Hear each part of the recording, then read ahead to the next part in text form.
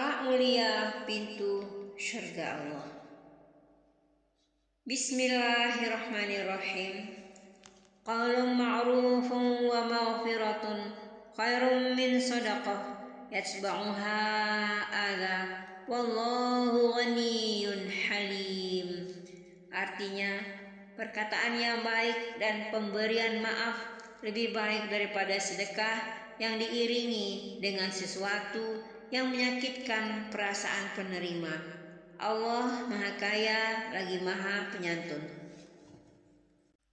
Dari firman Allah di atas, ada dua akhlak mulia yang diperintahkan Allah untuk kita amalkan dalam kehidupan sehari-hari, yaitu berkatalah dengan baik dan memberikan maaf, karena keduanya itu jauh lebih baik daripada sedekah yang diikuti perkataan yang menyinggung perasaan penerimanya.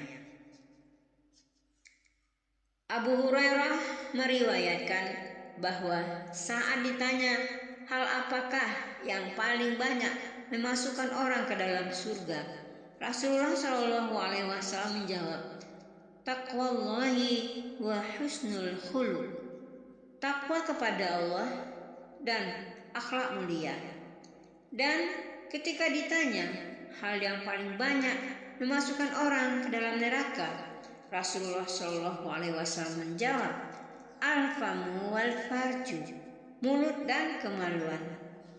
Jadi yang paling banyak mengantarkan orang ke surga Allah adalah bertakwa kepada Allah dan berakhlak yang mulia.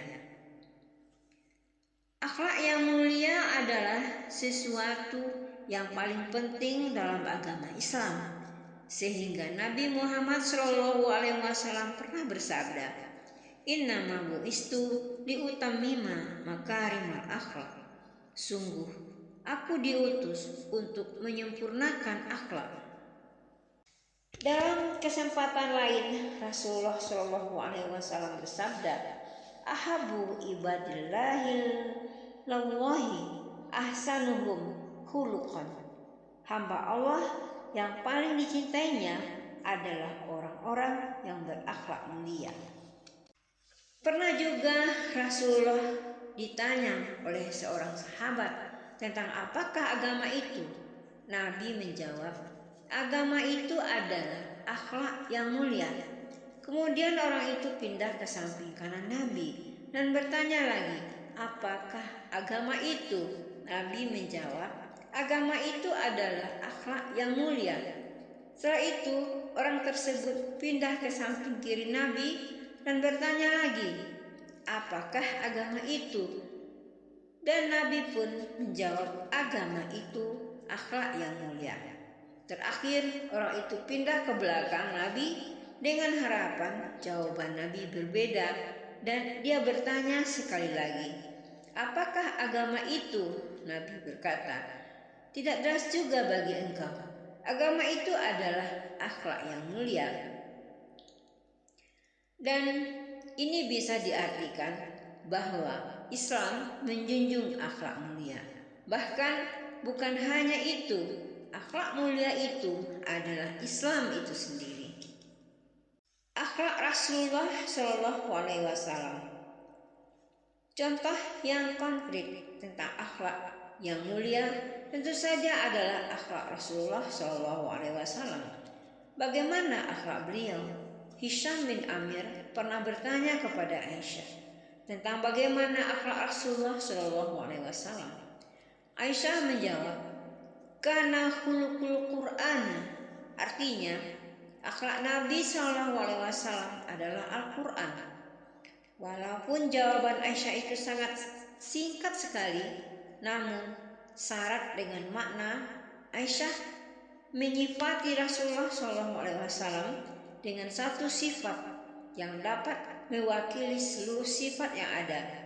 Memang tepat, akhlak Nabi SAW adalah Al-Quran. Rasulullah SAW merangkum banyak akhlak yang mulia, seperti sifat malu, berani, menepati janji, ringan tangan dalam menolong orang, cerdas, ramah, sabar, memuliakan anak yatim, berperangai baik, jujur, pandai menjaga harga diri, senang menyucikan diri, berjiwa bersih, disiplin, adil, terpelihara, dapat dipercaya, lemah lembut, pemberi maaf, toleran, zuhud, tawadhu, ikhlas, sopan, dan banyak lain lagi. Sampai-sampai Allah merasa perlu memuji Rasulullah SAW di dalam Al-Quran. Wa innaka la'ala khuluqin azim. Artinya, dan sesungguhnya engkau benar-benar berbudi pekerti yang luhur, berakhlak yang mulia. Perkataan yang baik. Salah satu akhlak mulia yang sering mendapat perhatian khusus dari Rasulullah SAW adalah berkata yang baik. Sempat beliau mengingatkan dalam sebuah hadis, barang siapa yang beriman dengan Allah dan hari akhir, maka berkatalah dengan baik, kalau tidak, diam. Allah pun di samping dalam surat Al-Baqarah ayat 263 yang telah dikemukakan pada awal di atas, juga banyak mengingatkan dalam firman-Nya yang lain, antara lain dalam surat Al-Baqarah ayat 83. Wa qulu linnasi husna. Artinya, dan bertutur katalah yang baik kepada manusia. Bahkan kepada Fir'aun yang jelas-jelas manusia yang paling durhaka kepada Allah, Nabi Musa alaihissalam dan Harun alaihissalam tetap diperintahkan Allah dalam Al-Quran untuk berkata lembut. Faqula lahu qawlan layyina. Berkata, bicaralah kamu berdua kepadanya Fir'aun dengan kata-kata yang lemah lembut. Jadi salah satu bentuk akhlak mulia adalah kita diperintahkan untuk berkata baik, santun, lemah lembut, dan berkata benar kepada setiap orang siapapun dia. Pemberian maaf.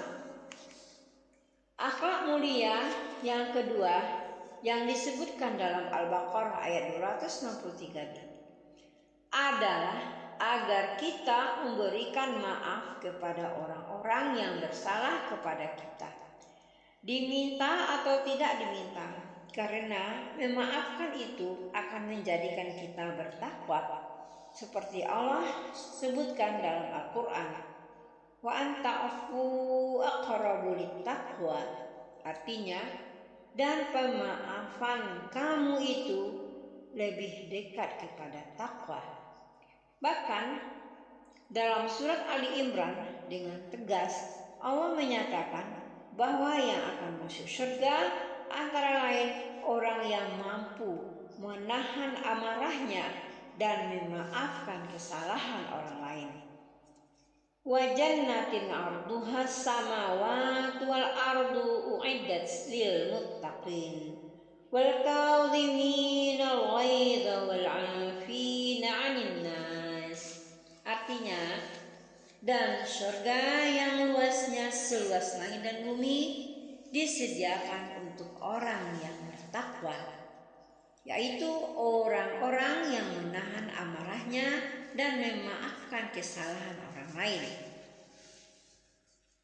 Bahkan dalam surat Al-A'raf dengan tegas Allah perintahkan kita agar menjadi orang yang pemaaf, sekaligus agar kita juga menyuruh orang untuk melakukan yang ma'ruf, termasuk melakukan perbuatan yang ma'ruf itu tentu saja menyuruh orang untuk berkata baik dan suka memberi maaf.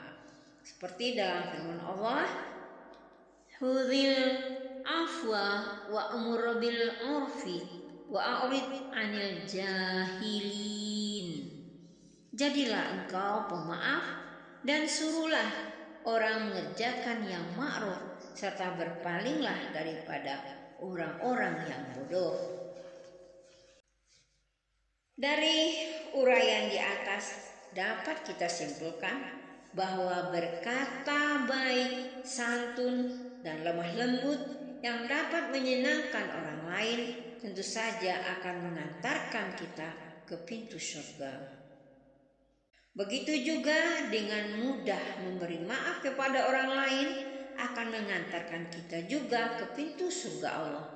Karena pemaaf itu adalah satu sifat Allah.